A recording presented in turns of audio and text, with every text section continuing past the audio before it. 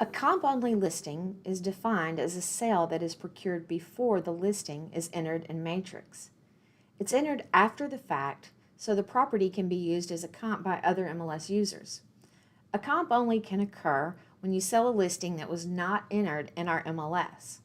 In order to enter the comp sold listing, you'll want to go to Input and select Listing Input, then select Add New. From here, you'll want to go to the bottom of the screen and be certain to select Residential Comp Sold Input. And you'll want to fill from Realist Tax, which of course is the system default, so you don't need to change anything here. And then of course you'll select the county where the listing was sold and enter the street number and name. And you just want to ensure that you have pulled the correct property. Once you do that, then you can go ahead and select Fill. Now, the main thing that makes this different from entering a traditional residential listing, you will find different tabs across the top portion of the screen. As we enter the General tab, we see that a lot of the information has already been entered.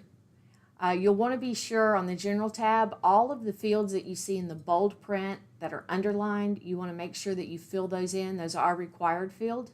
So, for example, unlisted property ID number, yes or no. We're going to say no here.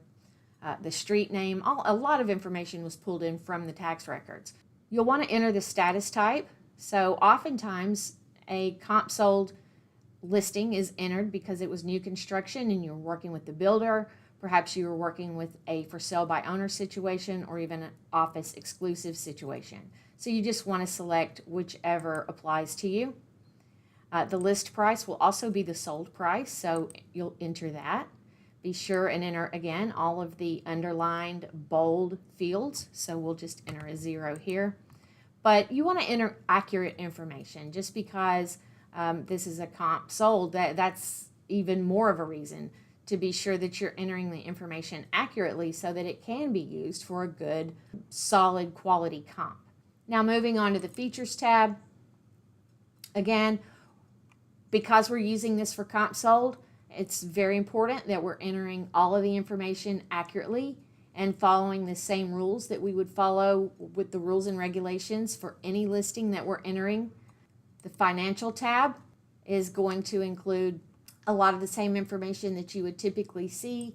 You would enter any tax district that might apply, whether the homestead exemption was used in the previous tax year, and then of course enter whether or not it was a foreign investor or if it was subject to lease.